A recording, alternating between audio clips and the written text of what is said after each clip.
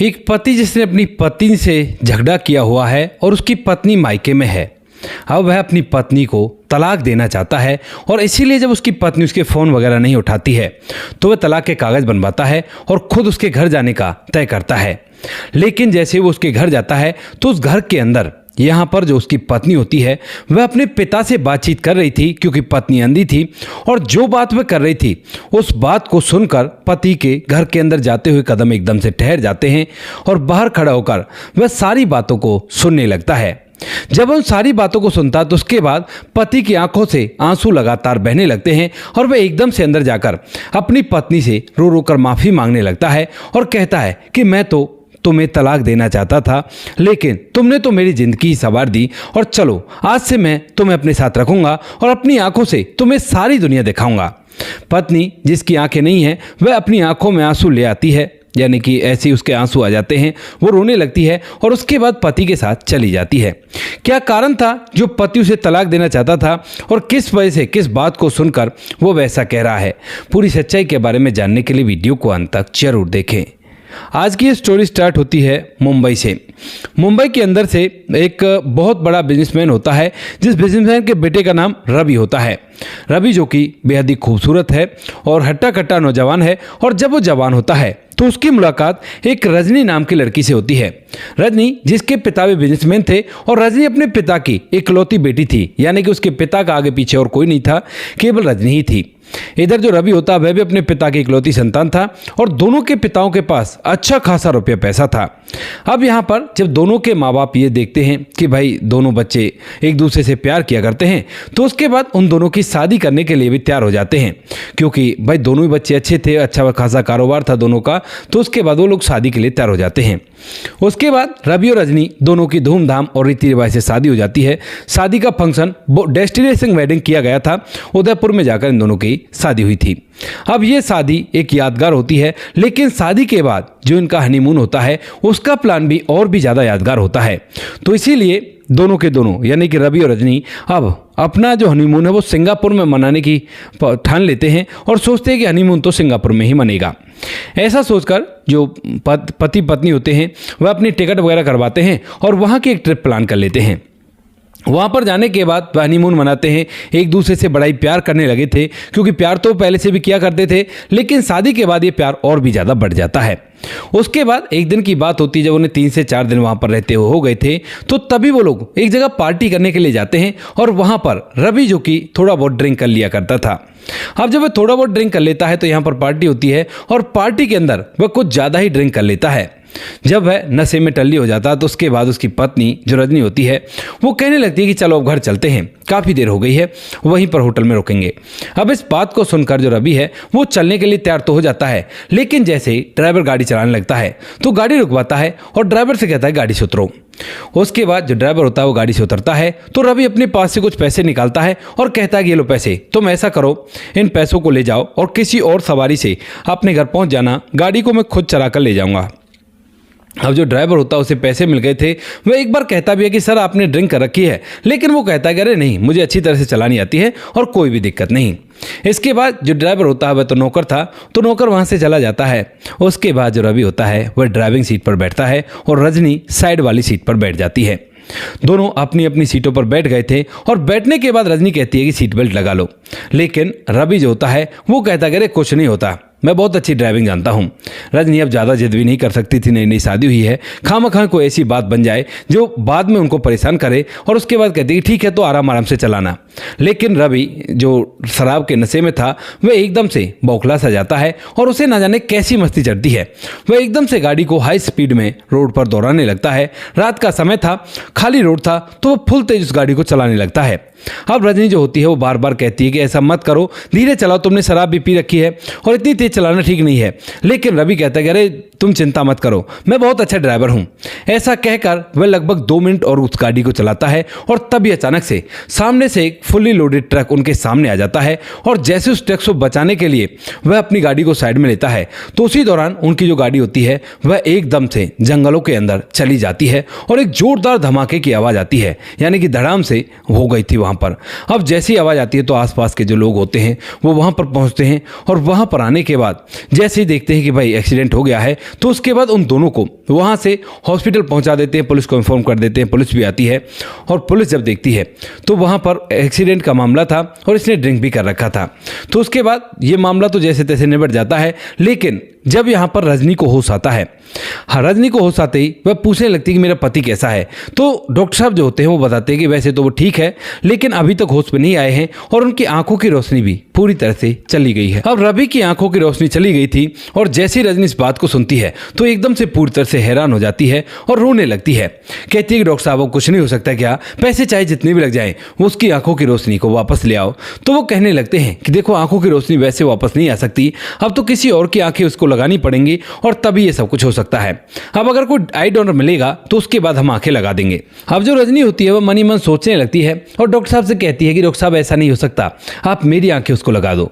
अब जो डॉक्टर साहब होते हैं वो कहते हैं कि देखो हम इस तरह से तुम्हारे कहने पर तुम्हारी आंख नहीं लगा सकते, अपने गार्जियन से बात करो, अगर वो लोग अनुमति देते हैं तो कोशिश कर सकते हैं, पहले टेस्ट वगैरह होंगे और सभी टेस्ट वगैरह अगर मैच होते हैं तो तुम्हारी आंखें उसको लगा दी जाएंगी। इस बात को सुनकर जो रजनी होती है वह फौरन से अपने पिता को फोन करती है और रो रो कर अपने पिता को पूरी हकीकत बयां कर देती है। कहती है कि पिताजी ऐसे ऐसे हो गया है और रवि की आंखों की रोशनी हमेशा के लिए चली गई है। इस बात को सुनकर पिता भी बड़े परेशान होते हैं। लेकिन जब बेटी कहती है कि मैं अपनी आंख उसको दे दूं तो उसके बाद जो पिता है वो मना करने लगते हैं। कहते हैं कि नहीं बेटा ऐसा मत करना। लेकिन तभी यहाँ पर जो रजनी है वो कहती है कि पिताजी देखो मैं तो घर में ही रहूंगी और मेरी ज़िंदगी को तो वो पार कर देंगे लेकिन उन्हें तो बाहर जाकर पैसा कमाना होगा, तो इसीलिए मैं अपनी आंख उनको दे ही रही हूँ। इस बात को सुनकर जो पिता होते हैं वो थोड़ी देर तक सोचते हैं और सोचने के बाद कहने लगते हैं बेटी फिर ऐसा करना, तू ना अपनी एक आंख उन्हें दे देना, एक आंख अपने पास ही रखना ताकि तू भी देख पाए। अब इस बात को सुनकर जो बेटी है वो कहती है कि नहीं पिताजी, अगर मैंने अपनी एक आंख उसे दी तो उसे पता चल जाएगा कि आंख मैंने दी है, जबकि मैं चाहती हूँ कि जब तक वो बेहोश है उसी बेहोशी की हालत में उसकी दोनों आंखों को मैं अपने से चेंज करवा दूं ताकि उसे कभी पता ही ना चले। उसे केवल ये लगेगा कि एक्सीडेंट में मेरी दोनों आंखें चली गई हैं, क्योंकि मैं नहीं चाहती कि मेरा पति मुझ पर एहसान समझकर प्यार करे। अगर वो अपने आप प्यार करता है तो ही अच्छा रहेगा। अब इस बात को सुनकर पिता भी एक दो बार तो कहता है, लेकिन जब वो कहती है बेटी तो उसके बाद वह भी मान जाता है और उसके बाद कहता है कि ठीक है बेटी कर दे काम।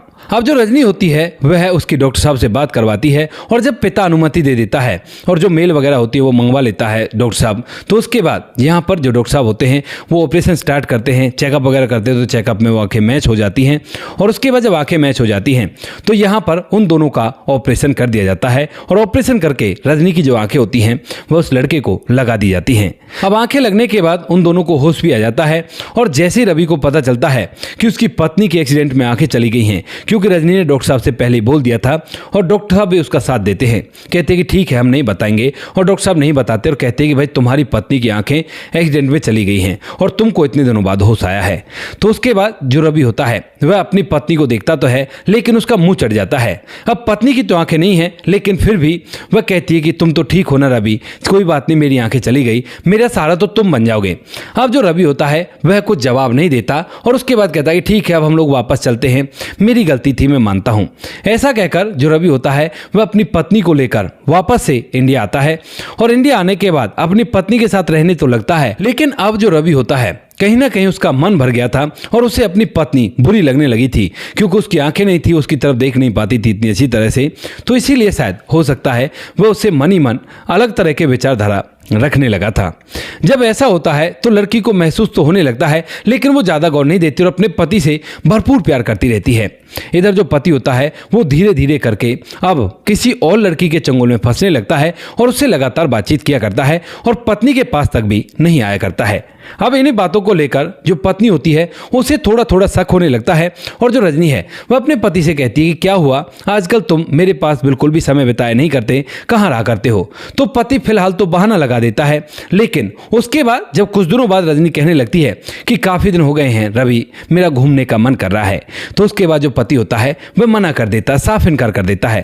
कहता है कि तुम्हारी आंखें नहीं है और तुझ जैसी अंधी को लेकर मैं कहाँ कहाँ से बचाता हुआ फिरूंगा, तुम इधर उधर ऐसे ही भटकती रहोगी।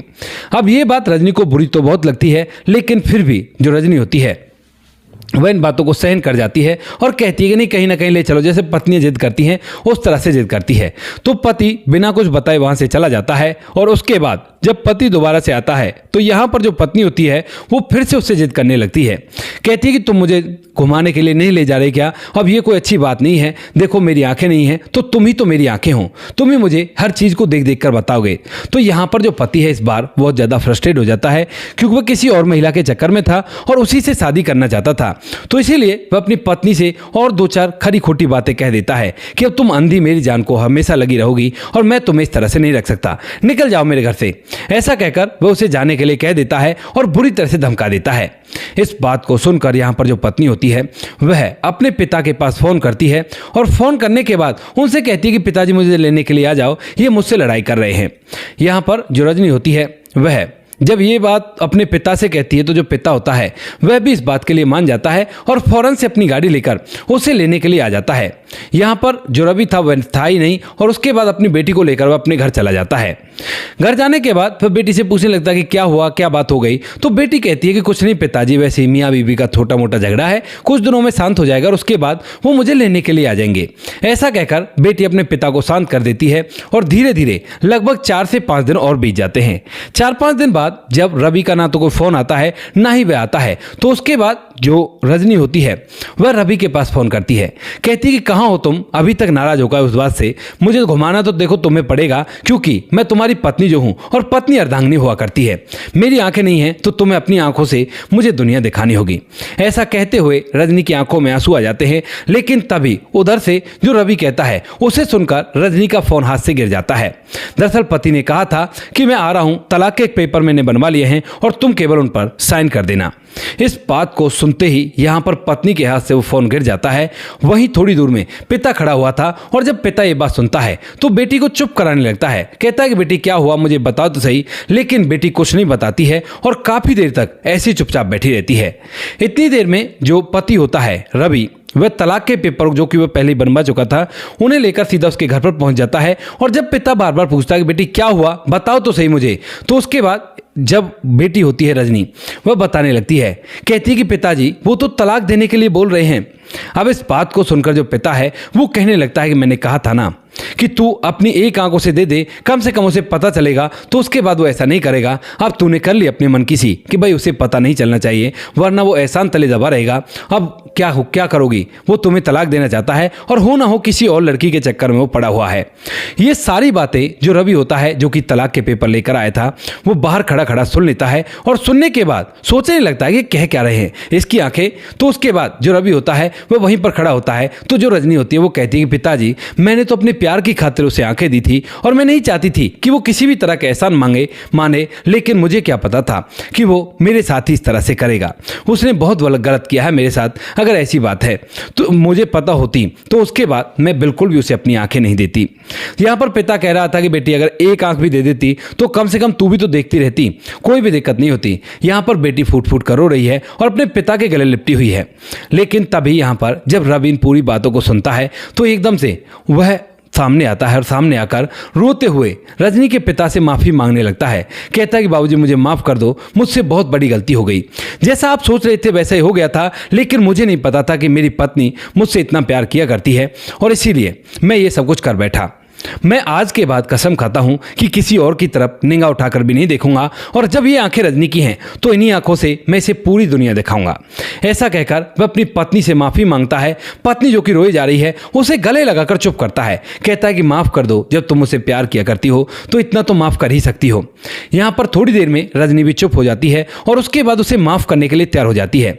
रजनी उसे माफ़ कर देती है और माफ़ करने के बाद यहाँ पर जो रवि होता है वह रजनी को अपने साथ गाड़ी में बिठाकर अपने घर ले जाता है और उसके बाद हफ्ते में या महीने में 2-3 बार उसे जरूर ले जाया करता है घुमाने के लिए, कहीं ना कहीं घुमाने के लिए ले जाया करता है और उसे सब चीज़ों को बताया करता है कि ठंडी ठंडी हवा चल रही है जो कि तुम महसूस कर पा रही हो, पंछी इधर से उधर जा रहे हैं एरोडायनामिक शेप बनाकर, और यहाँ पर पहाड़ है, झरना है, ये चीज़ है, वो चीज़ है, यानी कि सारी चीज़ों को एक अच्छे तरीके से एक्सप्लेन करके जिस तरह से कोई स्टोरी चल रही हो और उस स्टोरी को मन की आंखों से रजनी देख पाए, इस तरह से कहा करता है। रजनी अपने पति के साथ बड़ी खुश है और उसका जो डिसीजन था वह उस पर गर्व करती है। लेकिन अब जो रवि है वो उससे कहा करता है कि ऐसा करते हैं, एक आंख मैं तुम्हें दे देता हूँ क्योंकि मेरा कोई भरोसा नहीं है, न जाने कब क्या हो जाए किसी भी इंसान के साथ, मेरा तो क्या किसी का भरोसा नहीं है, तो अगर तुम्हारी एक आंख रहेगी तो बहुत ही अच्छा रहेगा। रजनी मना कर रही है। हालांकि जो लड़का है रवि, उसने तय कर लिया कि वह अपनी पत्नी को अपनी एक आंख देगा, क्योंकि वैसे वो उसकी आंख है तो दोनों बराबर देखेंगे तो कोई बड़ी बात नहीं है। अब जब भी उसे पता चल गया है तो वह उम्मीद करता है कि रजनी कुछ दिनों में मान जाएगी और उसके बाद ऑपरेशन कराकर वो अपनी एक आंख उसे लगवा देगा। तो दोस्तों ये थी आज की कहानी। आपको जैसी भी लगी हो कमेंट सेक्शन में बता देना। वीडियो अगर अच्छी लगी हो तो वीडियो को लाइक और चैनल को सब्सक्राइब जरूर करें, ताकि हमें थोड़ा सा हौसला मिल सके आप लोगों के लिए ऐसी अच्छे वीडियो बनाने के लिए। इन कहानियों को सुनाने का उद्देश्य किसी को परेशान करना बिल्कुल भी नहीं है। ये कहानी आपको इसलिए सुनाई जाती है ताकि आप लोग इन कहानियों में से कुछ ना कुछ सीख सको और अपने जीवन में उस चीज़ को अप्लाई कर सको। मिलते हैं किसी नेक्स्ट वीडियो नए टॉपिक के साथ, तब तक के लिए जय हिंद, जय भारत, जय हिंदुस्तान।